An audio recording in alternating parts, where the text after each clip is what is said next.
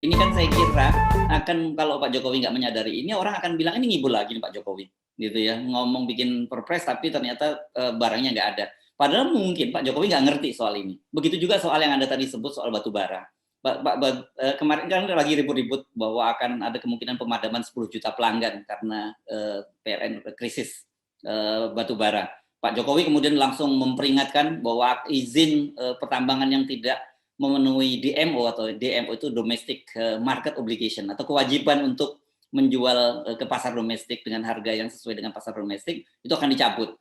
Nah, tapi kan sebenarnya orang kemudian, nggak usah Pak Jokowi, nggak usah ribut-ribut deh, nggak usah ngomong pakai ke media, cukup ngomong ke Pak Luhut gitu. Karena semua muaranya ke Pak Luhut kan gitu.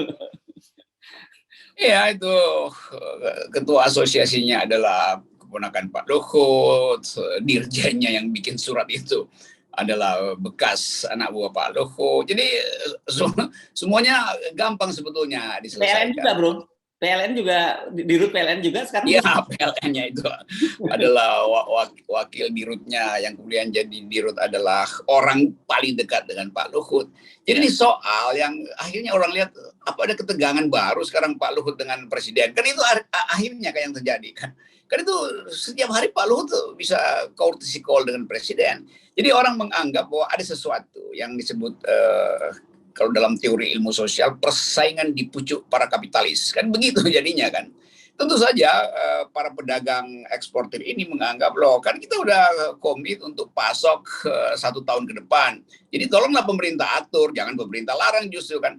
Kan kalau kontraknya 1 tahun ya kenapa kita bisa penuh itu dalam 1 tahun itu. Nah, mereka paksa PLN dong yang efisien dalam perencanaan supaya kita nggak diganggu ekspor kita tuh. Jadi dari segi teori Marxisme, kita disebut teori Marxisme, itu persaingan di antara kapitalis. Tapi dari segi kemampuan manajerial seorang pemimpin, betul tadi ya Presiden panggil aja kan Pak Luhut tuh supaya beres. Ini udah keburu jadi isu besar itu bahwa ada ketegangan di istana. Ya kita sih senang-senang aja kalau udah ketegangan di istana, itu mempercepat end game. Tapi kita kan berpikir tentang bangsa dan negara. Ya, ini kan gampang sekali ketika Pandu, misalnya Pandu Sarir yang teriak-teriak kenapa ada larangan itu, dan dia menyatakan bahwa pemerintah akan mengalami kerugian karena banyak sekali pajak yang biaya ekspor yang harus diterima pemerintah jadi batal karena pelarangan ini. Sebenarnya kan Pak Luhut tinggal ngasih tahu aja ke ponakannya sendiri, bilang, kau jangan terlalu banyak cari untung kau, Pandu. Kau pikirkan juga bangsa dan negara ini, kan selesai gitu. Ridwan, masa kau nggak bisa atur sama Pandu? Kau aturlah gitu juga. Darmo, direktur PLN. Nah, kau baku atur lah itu. Masa kalian anak buahku semua nggak bisa baku atur, kan gitu kan? Yang beginian ini selesai dalam 20 menit di meja makan restoran Jepang sambil makan sushi, itu bisa selesai sebetulnya. Tapi tentu kita lihat juga bahwa memang ketegangan di sana terasa, karena itu mesti ada semacam ide baru tuh. Jadi seluruh basa-basi istana, kekocar-kaciran kebijakan itu bisa ditutupi dengan satu isu Presiden menginginkan perubahan politik karena ada kekacauan segala macam ke depan, bukan demi saya. Gitu kira-kira pidato Presiden begitu kan. Bukan demi saya tapi demi bangsa. Itu saya menginginkan 0%. Selesai nih seluruh hiruk pikuk ini. Semua orang akan disihir kembali pada ide besar, yaitu ini semua adalah akibat dari transaksi politik sepanjang 7 tahun ini. Dan kalau Presiden sadar itu, maka kita bisa pulihkan itu. Jadi percakapan-percakapan semacam ini di FNN itu mudah-mudahan dimengerti betul oleh Pak Presiden. Bahwa kita ingin agar supaya perencanaan politik ke depan bisa ditata mulai sekarang dengan melibatkan langsung keterlibatan Presiden Jokowi, karena dia yang punya power, punya instalasi untuk menghidupkan kembali demokrasi. Iya ya, karena ini nggak sederhana soal PLN ini. Kalau sampai betul akan terjadi pemadaman sampai 10 juta pelanggan, ini serius, dan ini dampaknya bisa pada pemerintahan juga sangat buruk ya.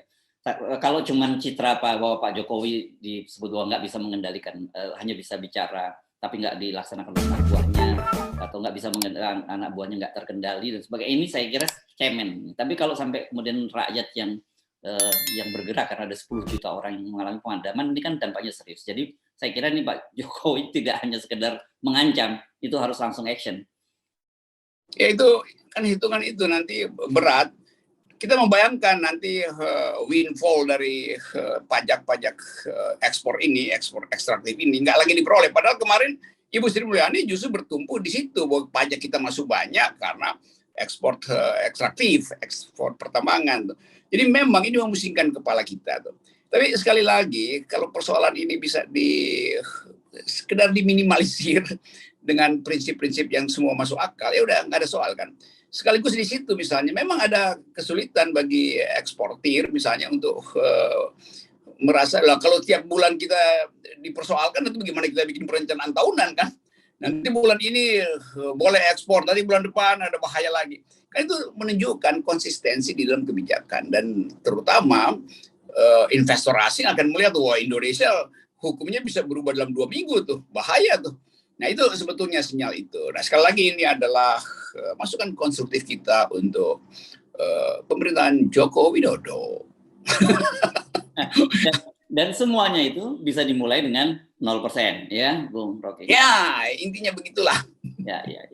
Oke, saya kira kita nggak usah terlalu panjang lagi memberikan PR kepada Presiden Jokowi karena saya tahu dalam situasi sekarang ini pasti beliau sangat dipusingkan gitu tadi perpresnya tentang Pertalite pertama ternyata kemudian nggak digubris oleh di bawah kan di level bawah, terus kemudian soal ini juga ada lagi soal larangan keistimewaan, ada semacam keistimewaan untuk para pejabat tidak boleh karantina. Kemarin Pak Jokowi juga mempersoalkan itu gitu.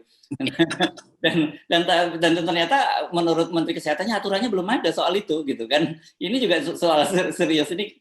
Kalau nggak gini-gini nggak dibenerin Pak Jokowi, bukan kita, jangan salah, bukan kami yang harus disalahkan, tapi justru orang di lingkaran dalam Anda sendiri yang sebenarnya semakin hari semakin menggerogoti citra dan kewibawaan Pak Jokowi di mata publik.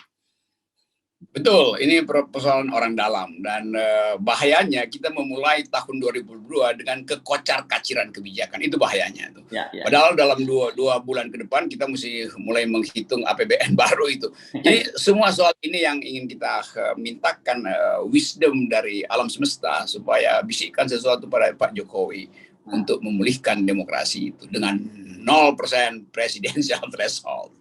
Gitu. Terima kasih Bung Rocky. Siap.